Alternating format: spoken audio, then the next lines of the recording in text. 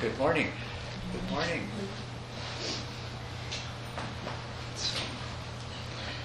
Well, let's start out.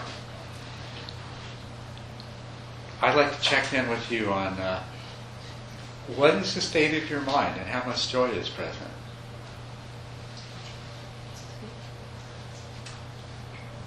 So just think about that. Yes? These past few weeks have been really a time of getting messages that a lot of illness. I've had a couple of friends diagnosed with new cancers, and my older daughters had to go through some surgery, and my dog fell and hurt her leg and is struggling. So as I was thinking of coming here, I was thinking, boy, do I ever need something that relates to developing more capacity for joy, because I was feeling depleted. And last night I felt sort of flat and dull as we started. And then the more you talked about joy, and after we had our meditation and you guided us through that, it's just like I felt sort of an opening and definitely more peace and more positive thoughts. And did that carry over to this morning? Yes. Right. Okay. So. In fact, I don't think it started that much last night. I think it developed more during the night because I felt it more this morning. That's really good. Now, are you completely joyful? As long as I stay in the present moment. Yes, that's right. If the sort of fear and stuff, Yeah. if my mind starts with what if this, what if that, it's easy to drop back into that depleted. That's absolutely right, because, the joy is there when you are present with what is and you accept it, and it really is a natural state of the mind. But it's whenever your thoughts come in that are wrestling with reality, that don't want to accept things the way they are, or think about the way they could be different, and all this other stuff. Then you might still have some joy, but you don't have as much. And so that's really good that we can look at that and you can see that. And I find that where I get tripped up too is when I have expectations of how things should be, and also when I get into judgments especially about fairness, about things being fair or unfair. Judgment, expectation, those are two really important words for us to keep in mind and to call upon when we're looking at our mental state and seeing how much joy is and isn't there, to keep in mind that wherever there's judgment, wherever there's expectation, there's going to be less joy. Thank you. So, anyone else like to say anything about the state of joy or lack thereof, or a combination of both joy and non-joy that you're experiencing?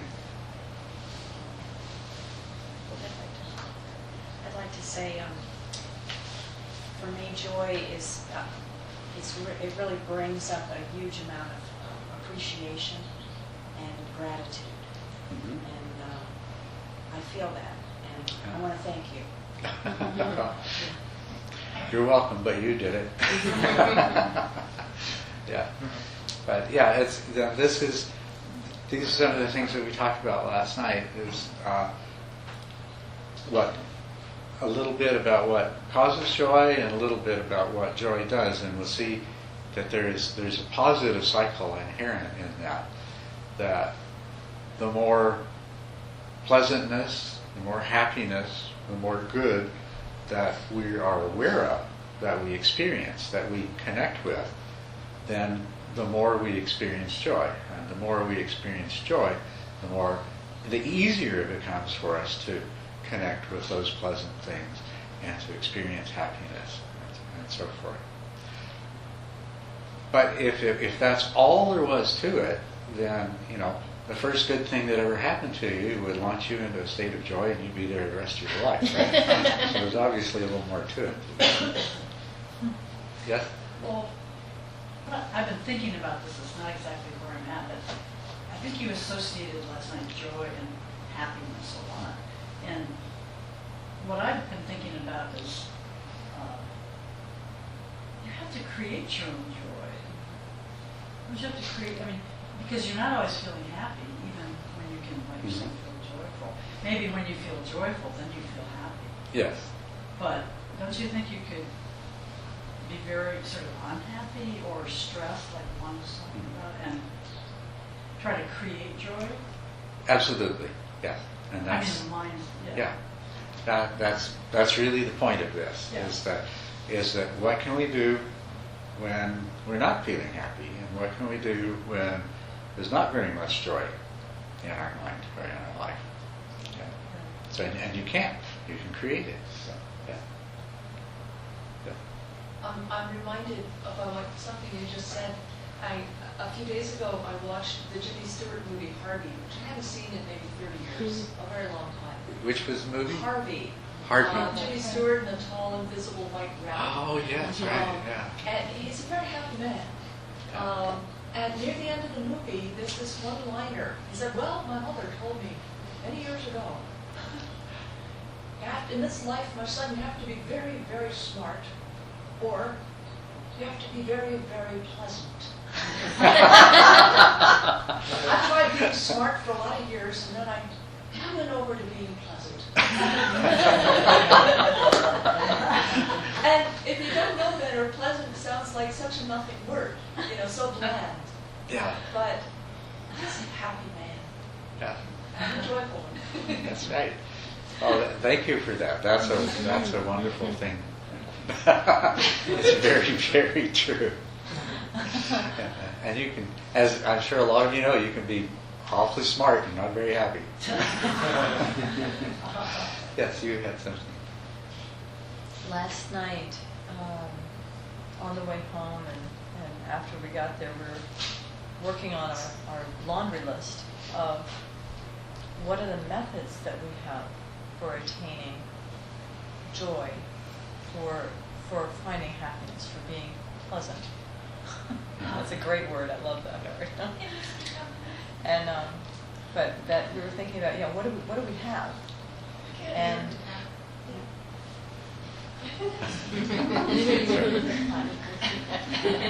we were discussing last night, Skylar and I, what are our techniques? What do we have in the moment of stress or upset that can bring us to happiness or joy? I go, what do you do? You're in this, and what do we have? And we were talking about being in the moment and our breath and going into a meditative state. We have these things which is sometimes accessible, sometimes isn't. If you're driving down the road and you're stressed out, somebody just tried to take you out. Meditation might not be the right thing in that moment unless you're really good at doing it in movement, right? So what do we have? And so that's our discussion and our intention was to see if, with your help, we could broaden our understanding of what we can do in those moments, so that unreality that's out there can stop and not enter into our life and our not to throw us off, because we want to be centered. Yeah. Yeah. Right. Well, that's what we're gonna all talk about together. Is the things we can. But in yours entire conversation, you'd already mastered the first part of this, which, and maybe everybody here has. I hope so. But it's worth pointing out because most of the people in the world haven't, and that's realizing that it happens inside here, right? And that you can do something about it. Most people, they're unhappy if they're joyless, that's, I am that way. Nothing I can do. Wait until it goes away, right? And that's not true. And joylessness is just as potentially self-perpetuating as joyfulness is. And if there is no intent to make a shift, then you're leaving it totally up to chance that somebody or something else unpredictably is going to come along to bump you out of that joyless, unhappy state you're in. So the first hugely important step, maybe completely obvious to everybody, is that you are responsible. Really, it's if you're responsible for anything, you are responsible for the intentions that arise in the present moment with regard to who and what you are. Right? The intentions with regard to who and what you are. Right? Who and what you are isn't your responsibility now. That was you created that in the past. So you've inherited the self that you are at this moment. But what you do with that, that is your only responsibility in this life. And that gets renewed moment by moment. So you continue to be responsible for what intentions you're going to give rise to and where you're going to go. So we're going to talk about the different ways that we can deal with that. One of the things that I mentioned last night, and just remind you of, and we're going to draw on the ancient teachings of these expert people who have spent so much time and energy looking into this. And we're going to use the Buddhist teachings as a resource. And I would just like you to be willing to entertain the possibility that they're onto something here. So we can use it as a guideline. And remember, I did mention that in one part of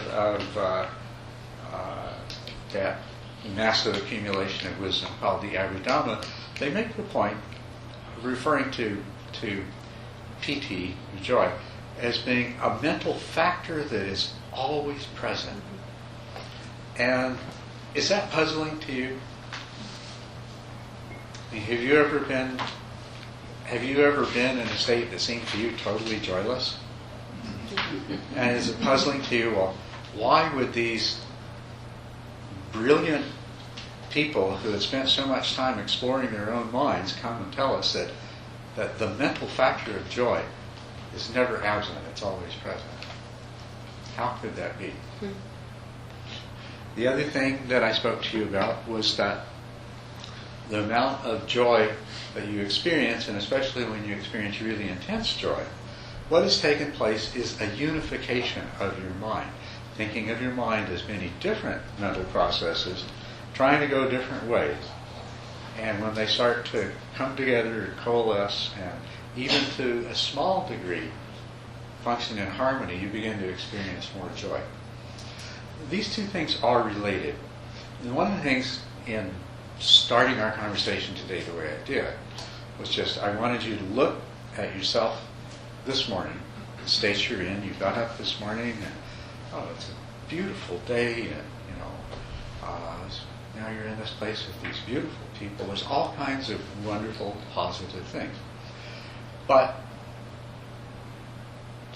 I'm sure a lot of you haven't been ecstatically joyful continuously since you got up. Right?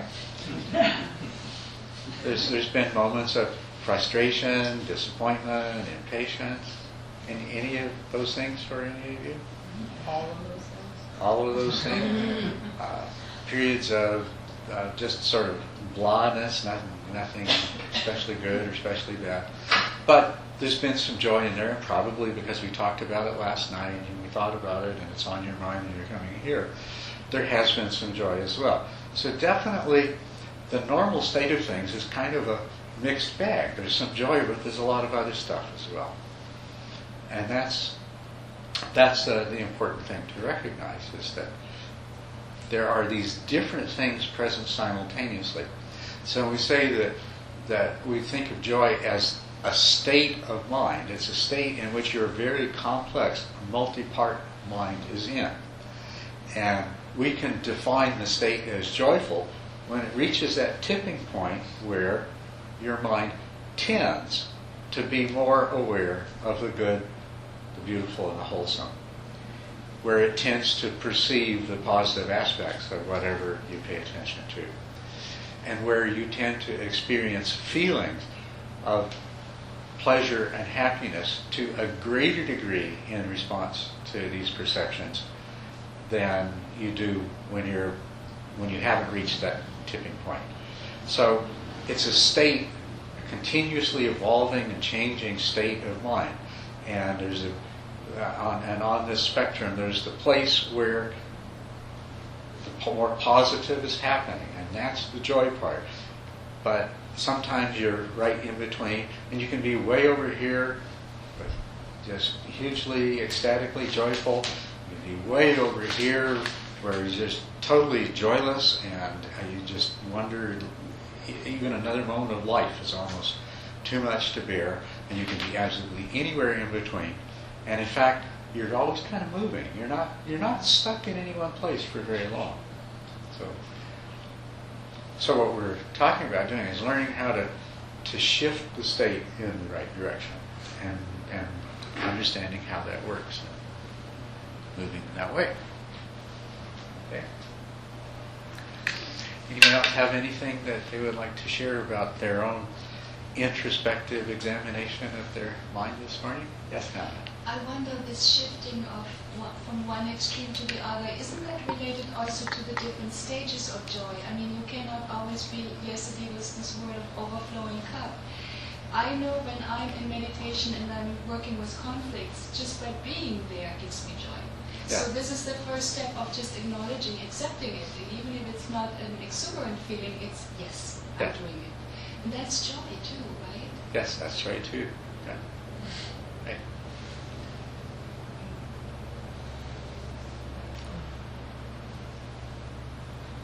Anyone else have anything to say? Well, this morning I got up and did something that I do pretty well every morning. I turn on my computer and I go to the USA Today page. So look at the headlines. See, anything new happening in the world? And to tell you the truth, most of the time, a quick scan and same old stuff. Nothing I need to spend my time and energy paying attention to. But I also, when I do that, I'm aware of the quality of most of the ideas that are thrust upon you when you look at a newspaper or an internet news page like that. Or for that matter, if you tune into the evening news or whatever. It's predominantly bad news, right? The idea of news is what's going wrong, or what's going to go wrong next, or what terrible thing that's happening.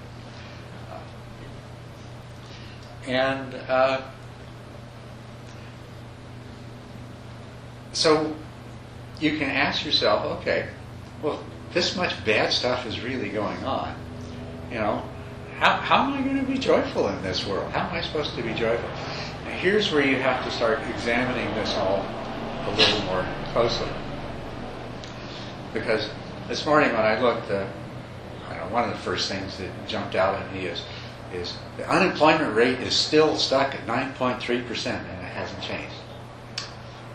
And I thought, yeah, I guess that's bad. And then I thought, well, okay, do I know that? I don't even know what the unemployment rate's supposed to be when things are good. Does anybody here know what the unemployment rate's supposed to be when things are good? 3%, 3-4%. 3-4%. Well, they don't say that. So I just take it for granted. Well, I guess everybody else in the world knows, like you do, what a good unemployment rate is. Therefore, they understand how bad this is, whereas I don't, but it sounds like it's bad. And of course, They don't say that 90.7% employment rate.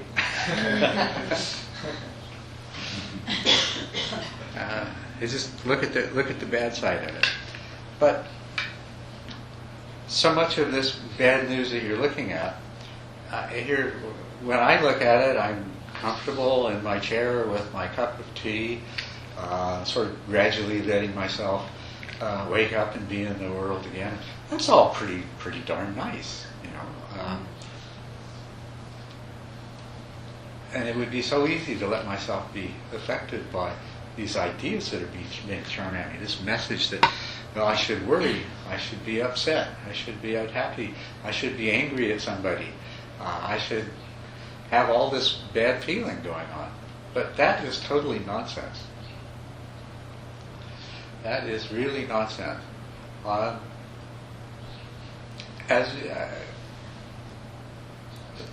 At the very same time that somebody might be looking at this news and reacting to it, they still are sitting comfortably in their chair with their cup of tea or coffee or whatever, you know. And there is some part of their mind that knows that and is enjoying that, and is actually quite attached to that. Right? So, are they joyful or are they not joyful? Well, it depends on what they pay attention to in the moment. If they pay attention to how nice it is to sit here on this beautiful morning and check in, see what's happening, they're joyful. If they get involved in all the story that's associated with it that they're looking at, then the joy might all seem to disappear. But they're both present at the same time. Both things are always present to some greater or lesser degree. When the cup's overflowing with joy, it's because you're way over, your mental state is shifted to where you're not really paying attention to any of that negative stuff. It doesn't mean that you still don't have some pains in your body, that there aren't some things, some problems you haven't solved that you need to deal with. It doesn't mean any of that. Because the world continues to be the world. Life as a human being continues to be life as a human being. But it's what our minds do with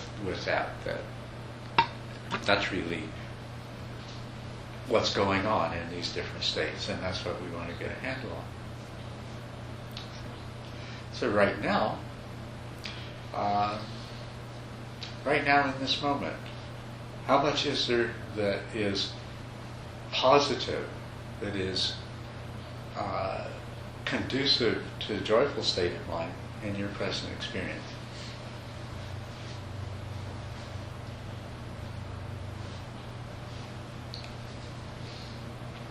And how much other stuff is there?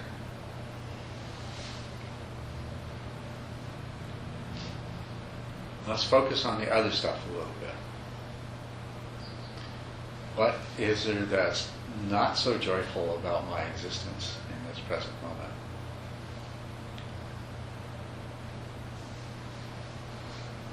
I'm having trouble finding very much, but there's stuff there. But, you know, if I wanted to, I could start, my mind could start judging, and my mind could raise, you know, like the headline banners on the newspaper, could raise up some expectations about the way things should be, but they're not. And my mind could start raising all of these problems that are probably going to happen in the future. You know,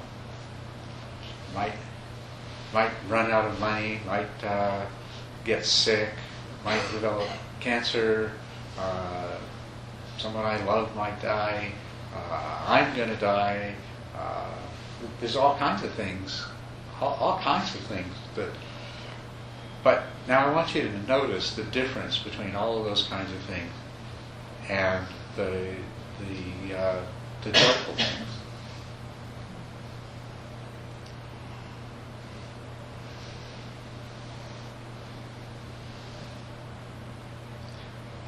And tell me what difference you can identify. Yes? Well, one difference which I think constantly is projecting into the future. Exactly. Getting very affected by it, and that's such a waste of time. Right. Yes, And energy. because the future is a real thing? No. The future is an imaginary thing. It's a fantasy. Except I'm sure there's some of you that are so good at knowing the future that everything's always turned out the way that you expected it to. So, yeah. So, and look at most of the things I've ever worried about in my life. I don't know about you, but by far the vast majority, I don't know what the number would be, but it would be 90-something% of everything I ever worried about never happened. Right? So that's one kind of source of non-joy in our life. What else do you find? The sense of wanting things to be different. Wanting things to be different, resistance, non-acceptance. So your friend calls and says, "Oh, I just got back from the doctor and the results of the test, it's positive. I've got pancreatic cancer." Wow. What do you do with that? I mean, really, what do you do with that? I would guess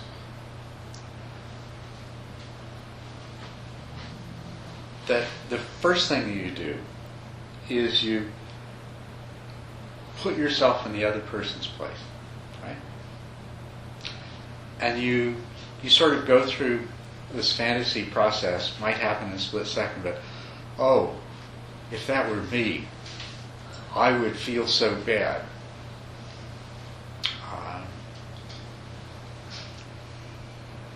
I would be terrified.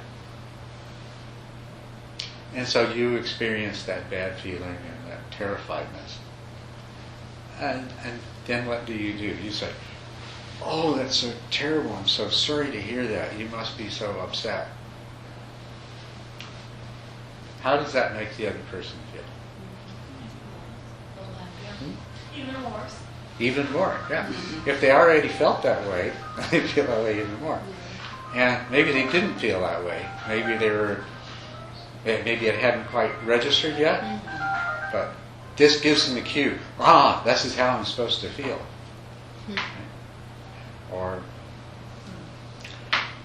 Or maybe they had already started coming to a place of acceptance with this. Okay, well, I guess this is what's happening. This is what I have to deal with.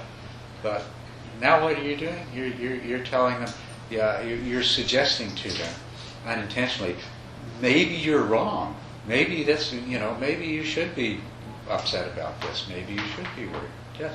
Now, couldn't it also be that if they're feeling that by hearing you kind of reflect it, I feel like you could also ease the feelings to some degree.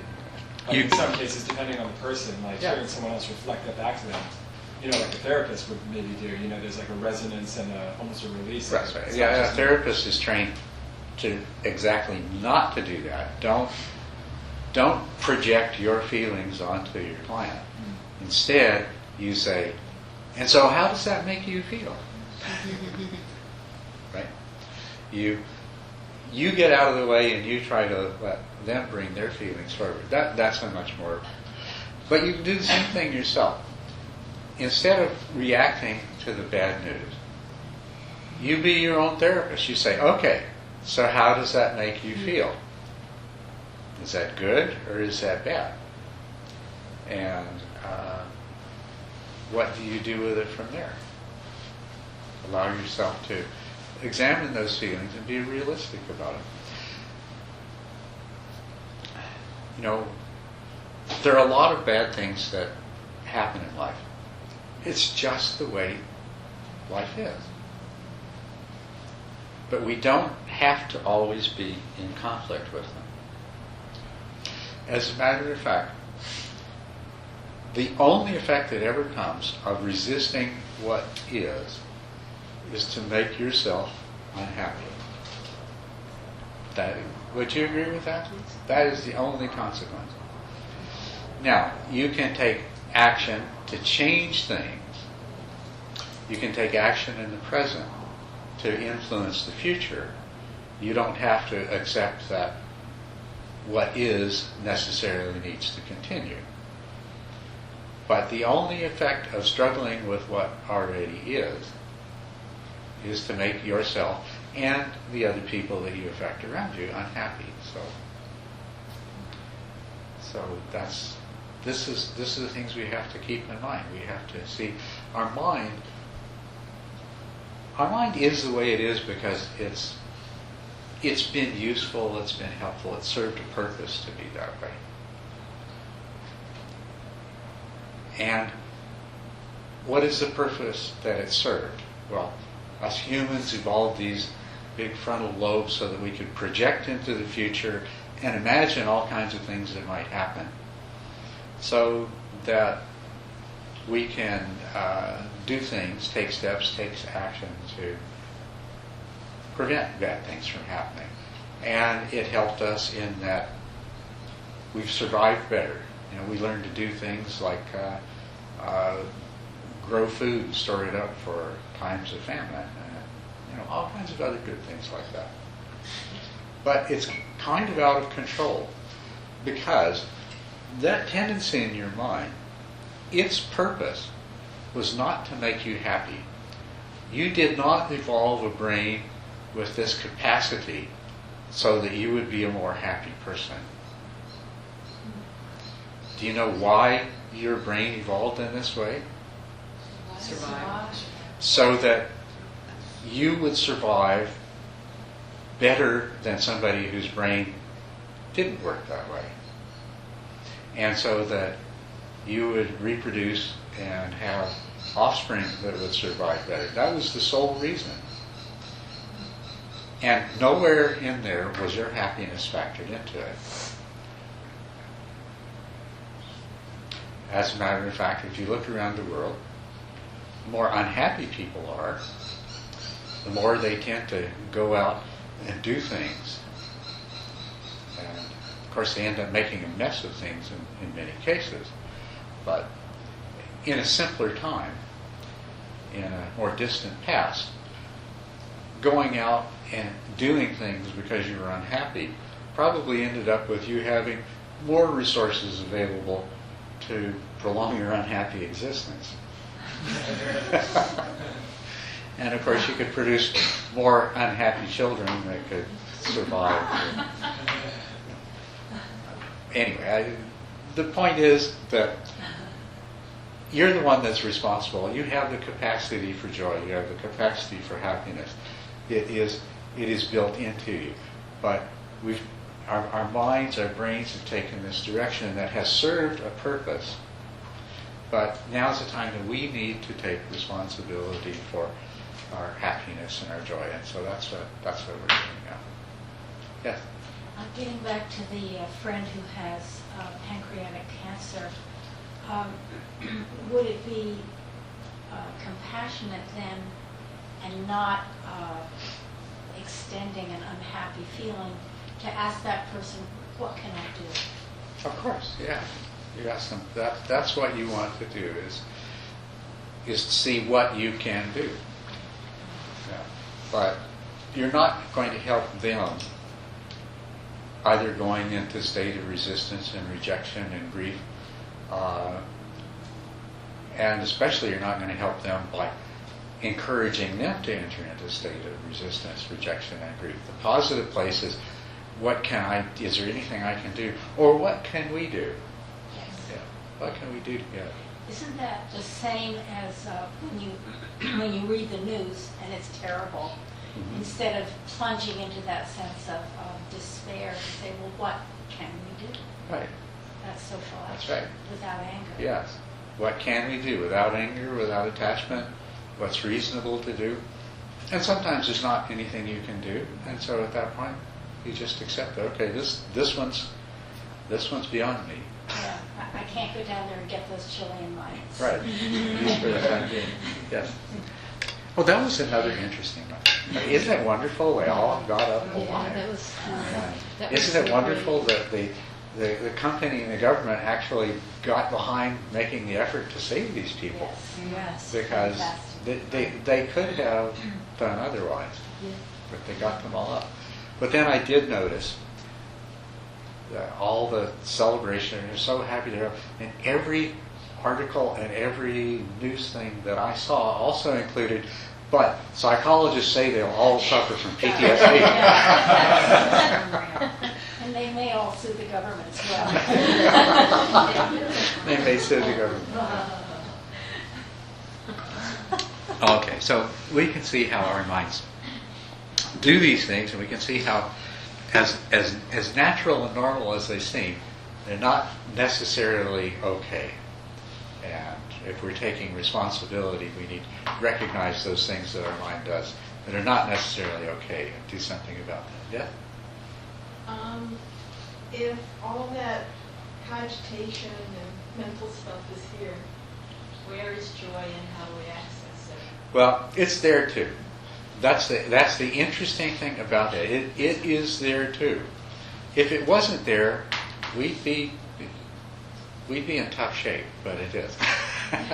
That's why we can do something about this. So, yeah. For me, what you're talking about is the fighting mind. And for instance, like I have a little sinus this morning, a little pain. Yeah. And if I fight with it, it gets worse and I feel more pain. Yes. But if I meditate and kind of spread the focus out, the pain decreases and goes away and I can feel a little joy. And sometimes it goes on for a long time, so it's almost like a training, except it wears me out sometimes and then I kind of lose it. But it's exactly what you're talking about. The more I calm down, the less the pain is. And one of the things that I think I heard you say is there's joy there too. It's just that when you become preoccupied with pain, the joy slips into the background and gets lost. Yeah. Well, going back to these miners in Chile,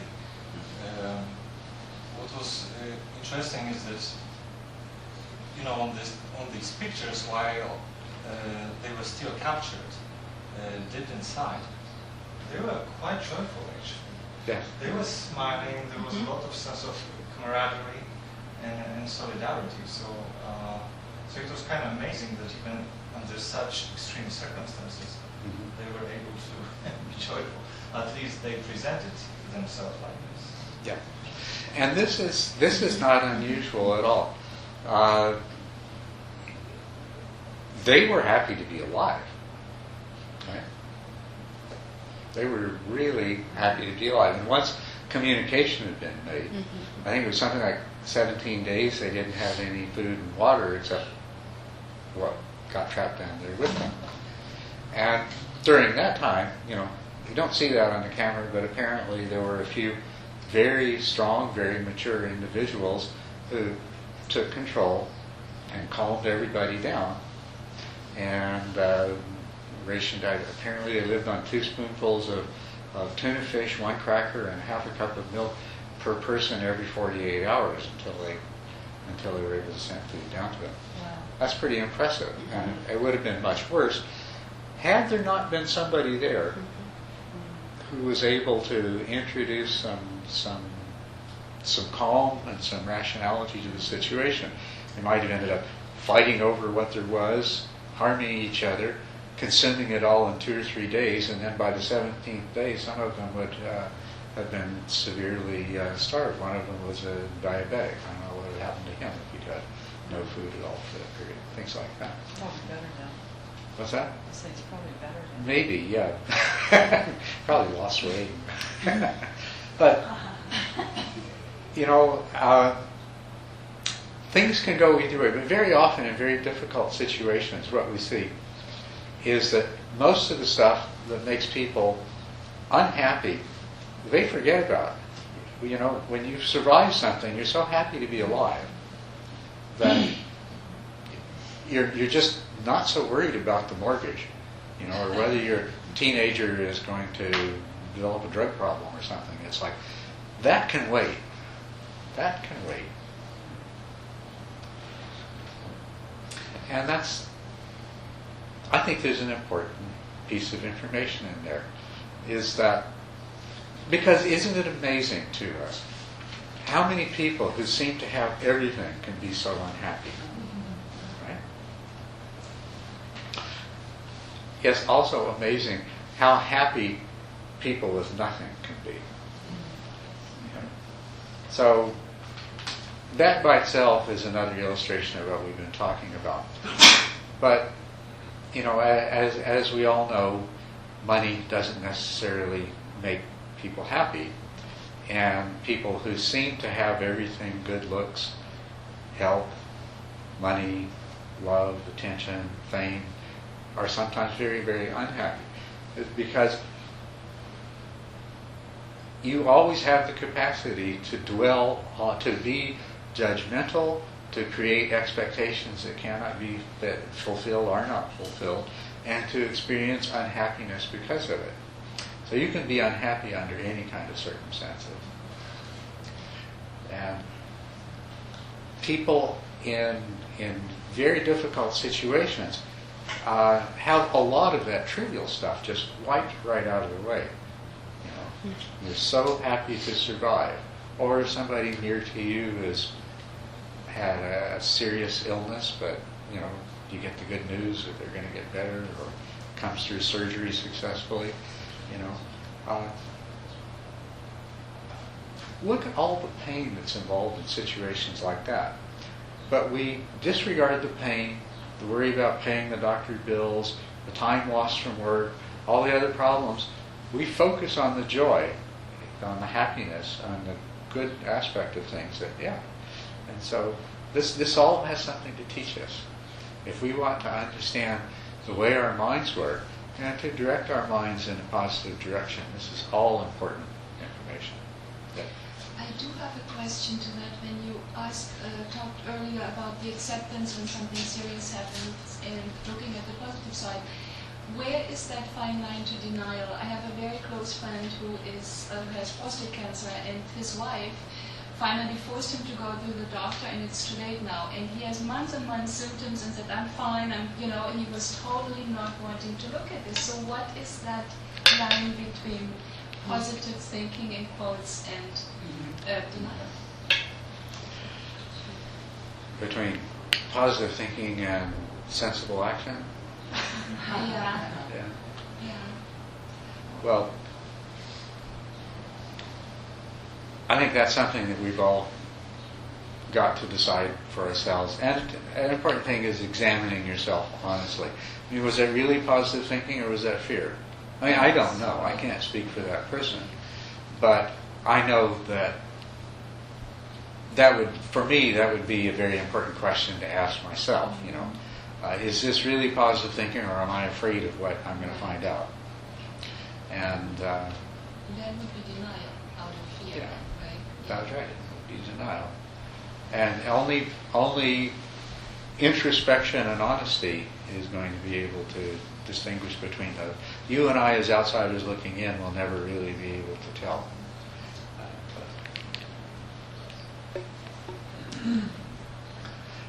Okay. Well, I've kept you sitting here thinking and talking about this for 45 minutes. What I'd like to do now is we'll have a meditation, but first I'm going to give you a chance to take a break, go to the bathroom, and then come back and get really, really comfortable.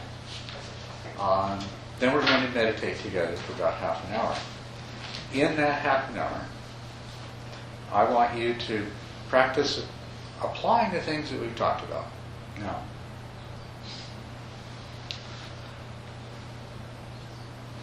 and we'll take some tips from the studies of flow.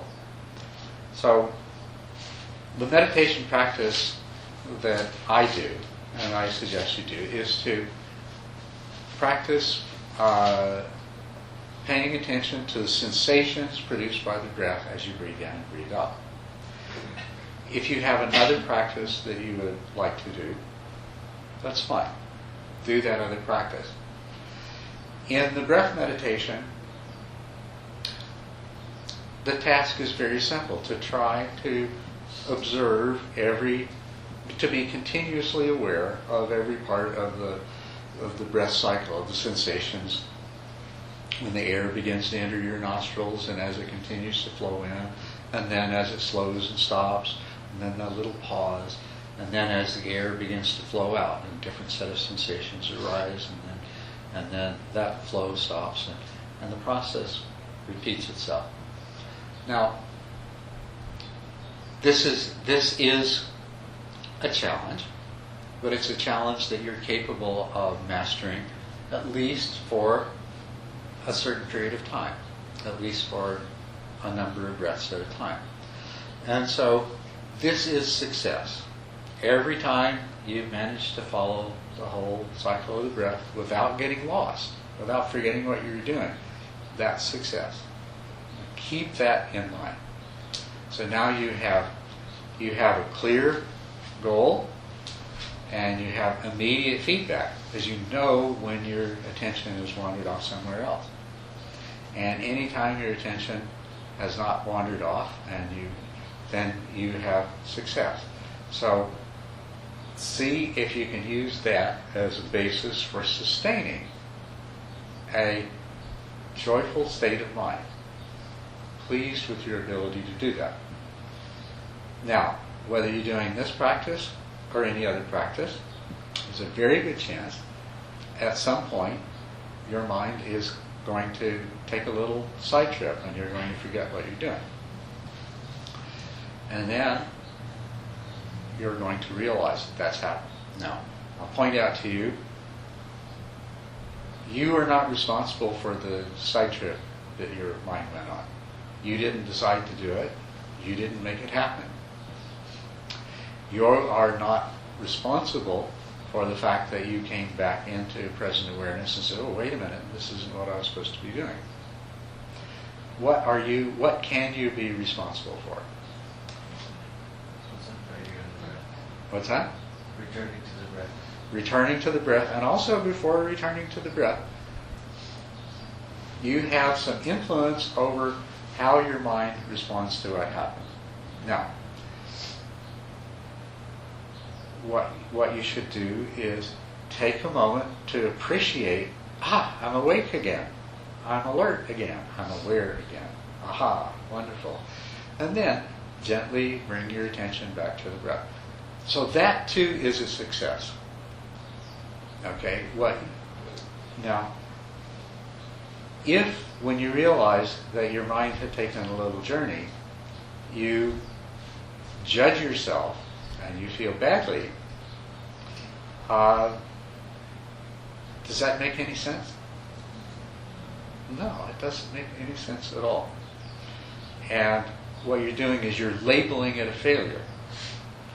And if what's necessary for flow to develop is that the only expectations you hold for yourself are the ones that you're capable of fulfilling, and the only time that you failed is when you fail to do what you are capable of, then this too is a part of a flow activity. So every breath that you successfully follow is a success.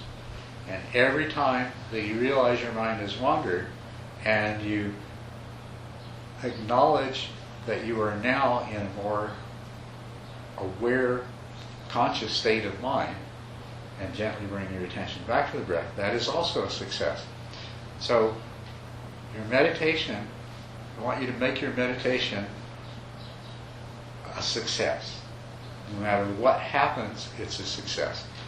Now, if a thought comes that says, oh God, this is going on too long, okay? Did you create that thought? Whoever you is, did you? Do you have a responsibility for that thought? Yeah. You do? Really? You chose, you said, I think I'm going to have this. My mind chose it. Oh, you're okay. It's good, your mind. Because the you in all of this is an illusion. So that thought came up. What you as the doer, when we come to intention here, this is about all of the you that we're going to acknowledge for the moment, is that when that thought comes up, you have two choices. You can latch onto it and wallow in it, or you can say, aha, okay, I'll let that thought go, and where is that breath again? Here it is. If you do that, then it's a success. No matter what thought comes up, no matter what feeling comes up, boredom, restlessness, anything else, success is what you do with that. And if you acknowledge it and let go of it, set it aside and go back, then that's success. And it doesn't matter how many times it happens. For that, if you can make your meditation, the entire meditation, be a success. Okay? So, we're going to meditate, and I want you to turn that meditation into a flow experience and see what happens with that. Now, the other thing is when we're meditating, I'm going to ask you to be aware of pleasant sensations in your body and pleasantness in your mind. Feelings of satisfaction, happiness, contentment, peace, things like that. And being aware of those is part of your meditation. Okay? So noticing how good you feel right now in the middle of your meditation is part of the meditation. Thinking about it isn't. And if that happens, you just, okay, there's that thought, you acknowledge it, like, go back to it. But experiencing the pleasantness of it is a part of the meditation. And as you will have noticed, even when you're paying attention to the sensations of the breath, or whatever other kind of meditation you're doing, you continue to have all kinds of other things in your awareness at the same time. Right? That's always true. That's always true.